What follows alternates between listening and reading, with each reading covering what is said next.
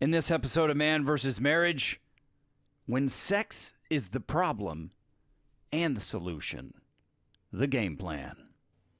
The podcast. How good do you want your life to be? It's truly about becoming the best version of yourself that's possible. This is Man vs. Marriage. The podcast. Welcome back to another episode of Man vs. Marriage. It is I, the Q Dog, in the hizzle for shizzle, my brizzle, in the Moran family studio with my wife, Jeannie. Hi. What was that look? Just you and your million intros and ways of saying things. It's all good. You like it? Or do you love it? Those are your only two options. I'm used to it. We'll say that. What the bleep does that even mean? I know. It's a Moran thing. Anyway, welcome back to this episode of The Game Plan. When sex is a problem, is the problem and the solution. And I feel like in that other episode, we could have probably gone for another 20 minutes to talk, but we're trying to live by our commitment to keep these things short and sweet. So that's why I had to wrap it up. We're going to give you some great information in the game plan is like, how did we come to these conclusions so that we can prepare for a playbook, right? Good. Mm-hmm. Life is good. Okay, so where in the story with Jack and Jill, honey, we're looking at where it went wrong. And in my opinion, in our years of marriage and talking with, guys and gals about their relationship and where things tend to go wrong, is frustration starts to build. There's a lot of things in life that are frustrating, but we start to harbor these feelings of frustration. We'll stuff them. We'll just press them down deep because things are going on in life and you have to keep moving. But those things that get frustrating, they can turn into a few different flowers. The flower, one of the blossoms can be disappointment. Mm-hmm. One of the flowers can be anger. One of the flowers can obviously, you can get a flower that's like a hybrid of anger and disappointment, and then those produce seeds that turn into resentment. Rejection. Resentment. Yeah. And you can feel, when you get frustrated, you can feel those things, and bringing up rejection is perfect because those are the things that you feel, even if they didn't mean them that way. Mm-hmm. And so you look at when frustration starts to build, 10 times out of 9, in my experience, your communication starts to suffer. So you have an uptick in frustration, and you have a downtick, or whatever that word is, that goes with communication. And when one of those goes up and the other goes down, you start brewing a recipe for disaster. Mm-hmm. It's like the weather pattern when the pressure and the cold air and the hot air come together at the right time. It creates a tornado. So there's a storm. It starts to brew. And then what happens is you get in your own head and you start to suffer from frustration in silence. Some people will lash out when they've had too much. Some people lash out at every little thing. Fine. But what I'm talking about is our experience, and that is stuffing frustration, and then frustration builds and builds and builds. And your capacity to handle, like Rita taught us, is like a cup. You just pour a little more frustration in each and every time. The more frustration you pour in there, the less capacity or the less room in your cup that you have. So a little pour on a cup that's full will cause it to spill over. Mm-hmm. And now something so small has caused you to go over the edge, if you will. And to me, just looking at Jack and Jill's situation, it reminds me of us over the past few months about how frustration has really been the basis of our breakdown in communication. Mm-hmm. And then it touches these areas of your life, because then when you're frustrated and then you start to get mad, then all you can really see the other person through is that frustration. So no matter what they're doing, they can be doing something. And it wasn't even your fault. Right. You could be doing something as innocent as looking at a Facebook post, and that can spiral into a big fight, and you don't even know I'm over there fighting about it. Because, of course, that Facebook post has to be about you because that person couldn't possibly be talking about anybody else. Yeah. Uh-huh. So that's where it kind of started to go wrong, and I think that's part of an opportunity for us when we're game planning to just notice that within ourselves. When these things start to happen, we are walking down the path of the tornado, if you will. Mm-hmm. Anything else you want to add to that? No. I think Okay. we're good. So where would you say, I mean, we know where Jack and Jill kind of got it wrong, but where have we got it wrong? Oh. You mean in not talking or? Yeah. I mean, I know there's episodes before this that kind of give it, but is there anything new you can think of where we see that we've gotten it wrong? Because I distinctly remember us being in work harder mode, preparing to go on a 9-day getaway, just you and I. Then work harder mode became our only mode with no rest, no relaxation, no getting out of the house, no going on dates because this COVID deal closed the world down. And like a moron, I didn't recalibrate. I just kept going. Everything became business only, business, business, business. And there is, when you're not emotionally invested in your sex life, it may become a release, but it misses the connection. And then when you're not getting your time away so that you can just remember that you're married, and this is for our marriage specifically, we found that we need that time away, but then you're cooped up in the house all the time. And I think maybe our lack of communication didn't allow us to consider each other's levels of frustration, or each other. We just didn't consider one another's empathy for what you were going through, what I was going through, because with me being a manager, I'm taking on the anxiety of the 14 other people's families. Yeah. And you are taking on the frustration of 8 other kids. all the kids at home all the time, nowhere to go, stuck here, and no freedom at all after And just trying to gaining your convince freedom. autism, we don't have a routine right now. We're just Right. gonna try and make things work. And if you've ever dealt with autistic kids, they are very, very, very routine driven. So when you wake up on Monday and it's a school day and there's no bus coming and it's not a holiday, and then Friday rolls around and it's another school day, and now we've had 5 school days with no bus and no routine, and autism is screaming at you because this is not what we're supposed to be doing. Yeah, it's a lot. But I think where we went wrong was the same as Jack and Jill. We had all the frustrations. The communication kind of stopped because we internally thought, myself especially, oh, you've got all this stuff on your plate for work. I can see that you're frustrated. We got all this stuff going on with the kids, and I'm frustrated. We don't need to talk about this stuff right now. It's just going to make it worse. It's going to add to it. That's the worst thing that we could have done, because why am I going to fight something by myself when I signed a contract with you to be my partner to fight this with me? Yeah. So what the hell were we doing? Yeah, we had decided, like many people do, to suffer in silence. I'll take care of it. Don't worry about it. I'll deal with it. You just do your thing. I'll do mine, and we're all Right. good. Sabotage by self-talk. And that is definitely something that we have agreed we would not do. Mm-hmm. And that maybe it's based on an insecurity. Maybe it's just based on old memories, old worries. Familiar.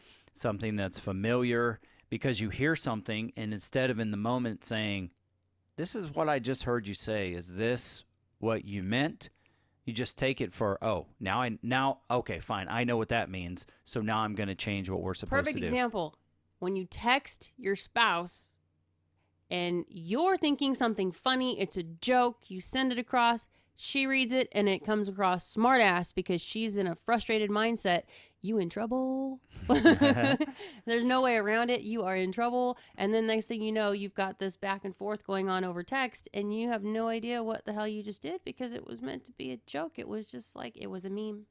Deal with it. It's a joke. Doesn't always go that way. What did I do?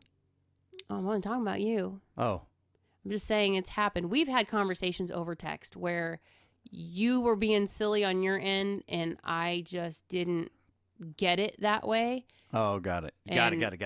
It happens. That's a good example. It's the same thing when you're not talking to each other. You're just kind of like, you're not communicating, and then you might say something jokingly about, well, in all your free time, if you think you could get this done for me. And I'm over here thinking, what freaking free time, dude? I'm home with 8 kids. There is no free time. You get what I'm saying? It's Yeah, I not gotcha. how you meant it. You were teasing, but because it's a nerve and that nerve is already agitated, Mm-hmm. you're going to catch the wrath for something that wasn't intended.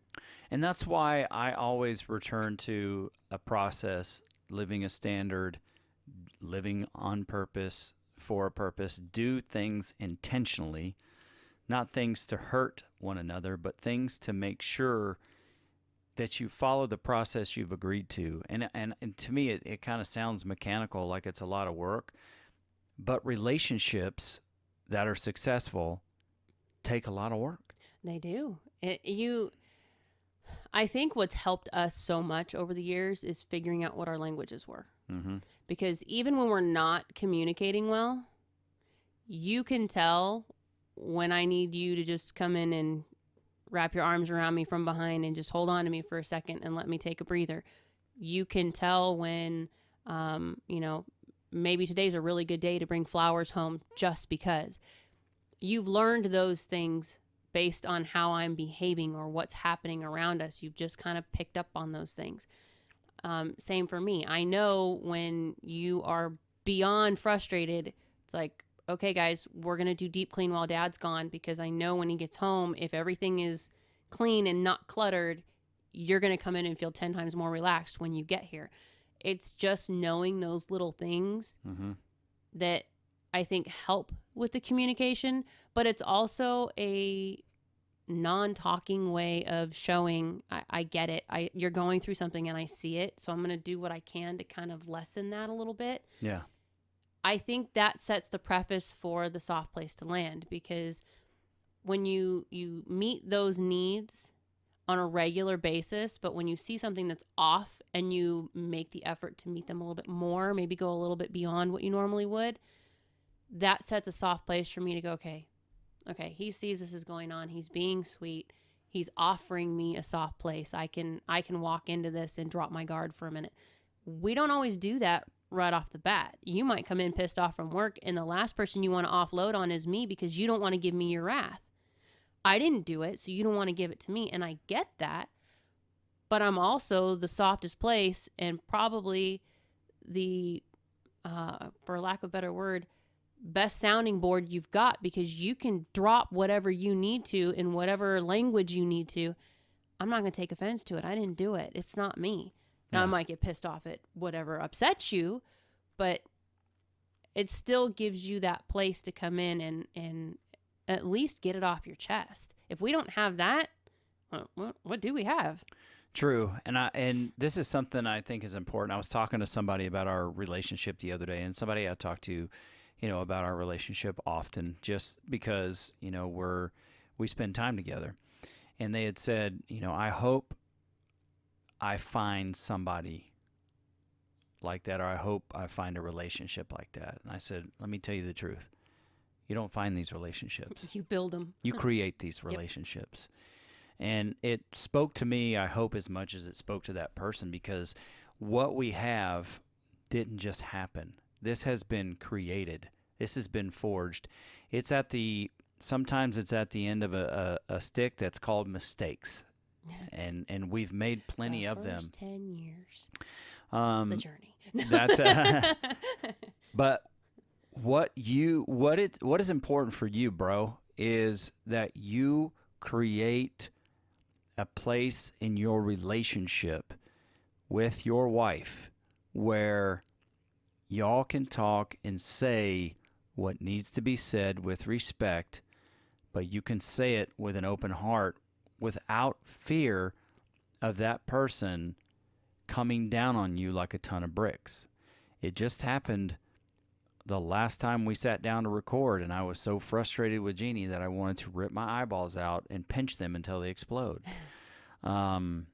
She let me say what I needed to say. She let me get it off my chest because I was really irritated at the situation. And I did my best not to be a super D about it, but just to say, this is how I feel. And 15 years ago, we couldn't have done that. No, we would go for the jugular big time. But here's where this all comes in to help you, because this is where sex becomes your solution. If you can create that space where you can have those conversations, now you're vulnerable enough, you're open enough that you can say, I really want to try this in the bedroom. This is something that intrigues me. This is something I want us to try. This is what I need from you when we're having sex. This is what's important to me. You know, one of the buzzwords for me and Quincy is service.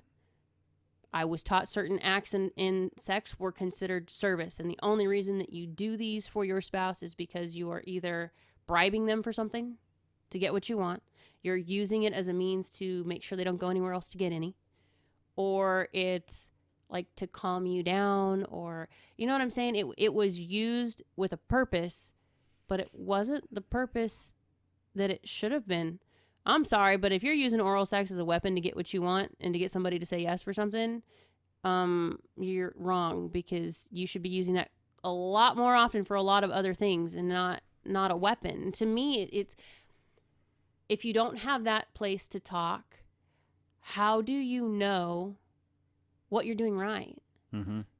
How do you know maybe this is not comfortable for her? Maybe this is not comfortable for him. Maybe this scares the hell out of them.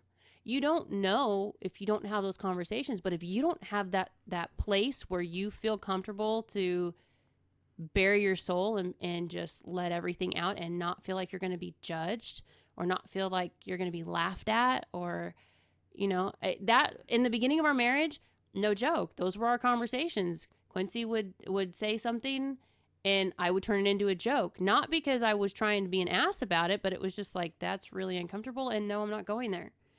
And it's true. And just to kind of jump in there, the reason that we can have these conversations very openly about sex now, and I mean, we're more free now than we've ever been, but we still have barriers to break. We do. The reason we can do that is because we created these rules of engagement. Rita taught us about rules of engagement when it comes to communicating. And it's evolved over time. We built trust with one another. Mm-hmm. We've done the work. We've put the time in. We've had the ugly conversations.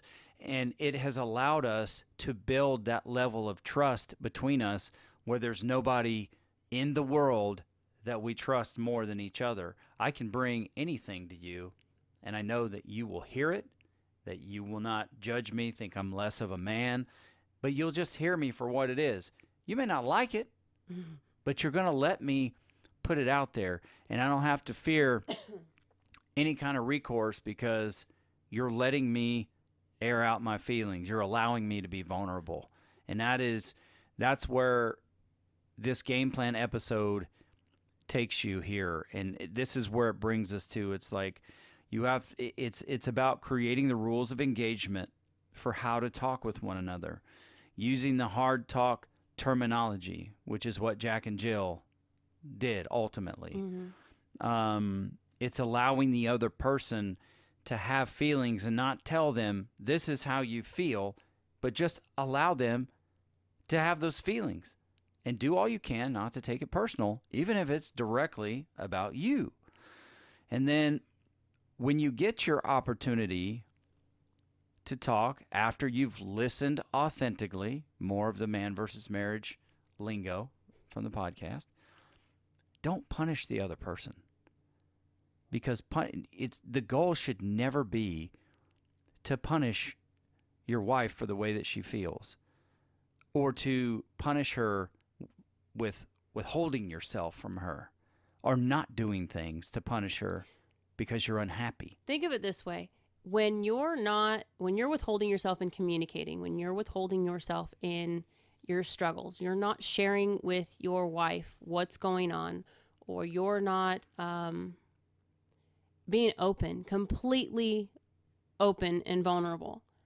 It is the same concept, and I'm going to use sex as this because this is something that I was taught, and I thought it was the worst thing ever. That is like your wife saying, I'm not giving you any because I'm pissed. When you do this for me, then we can have sex. That's what you're doing when you're not having that quality communication. You are creating that barrier just as strongly as you feel that rejection when she says, no, you can't have my body tonight. It's the same thing on an emotional side when you don't have that quality communication, when you don't take the moment to say, okay, I got to let this all go and I need to connect here. Why? Because once you have that vulnerability open and you have that safe space, it travels to the bedroom and nothing is off limits.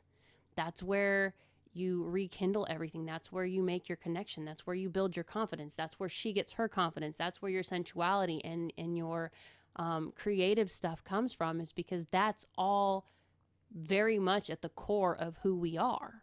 Yeah. Yeah, and I totally agree. And like a freaking dope, I forgot to do the quote at the beginning, which is something I'm trying to do more. But it fits in well right here because my quote was going to say this. For us, sex plays a major role for us in our connection and our communication. Connection high, frustration is almost always low. And when I'm, looking back at us, things changed a lot for us when it came to sex in our marriage workshop with Bill and Rita. Mm-hmm. And there was a point where Bill was talking about, the most vulnerable place for a man is that orgasm. That's like his most vulnerable, highest level of connection is there.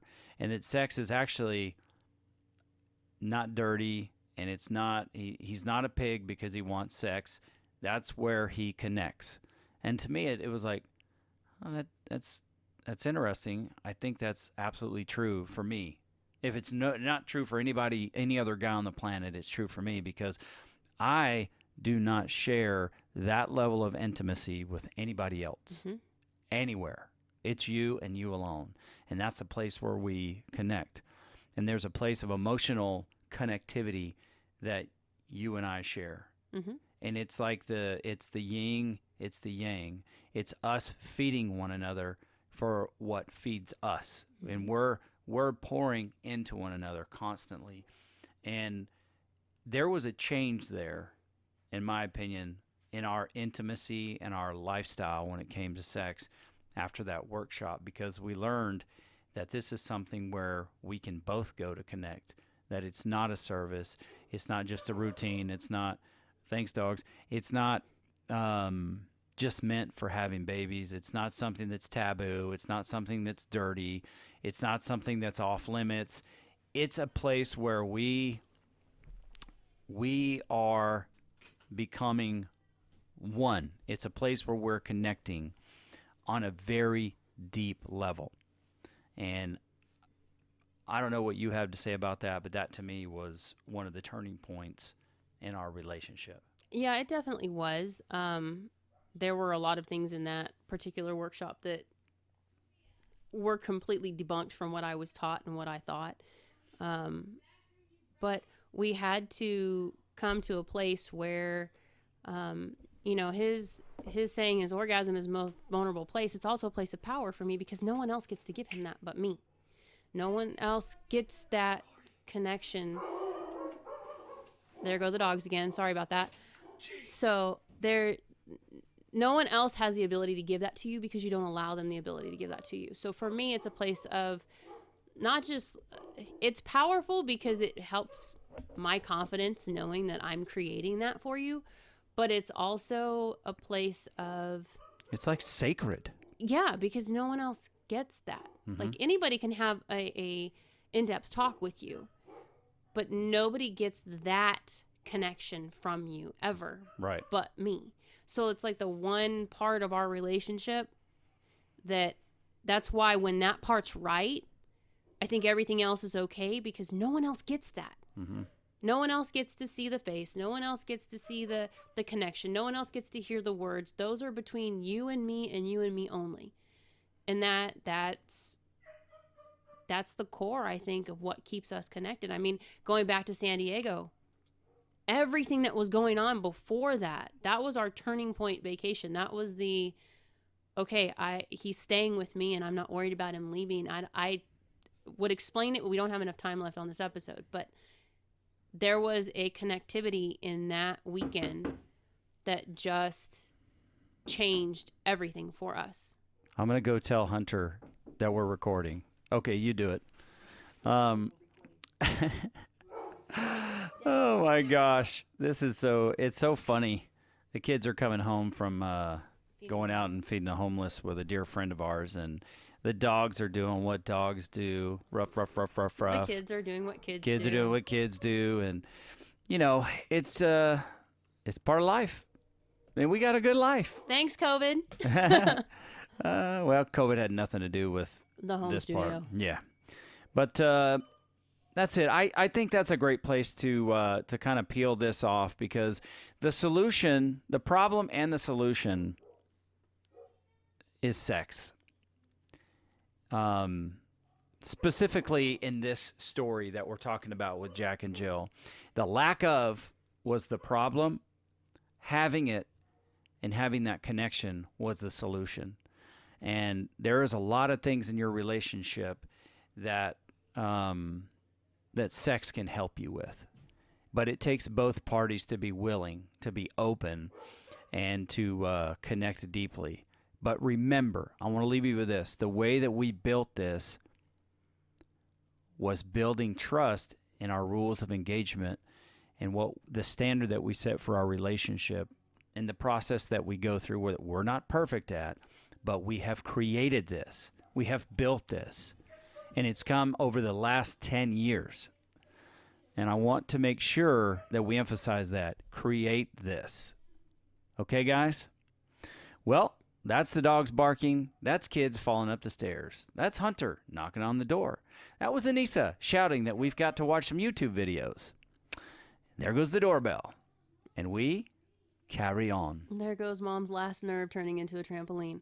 Oh, it's all good. So, for this episode of Man vs. Marriage, she is Jeannie, the hotcake Moran. I am the Q Dog. And this is Man vs. Marriage. The podcast.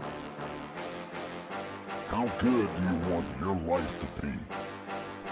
You gotta live on purpose, for a purpose. It's truly about becoming the best version of yourself that's possible.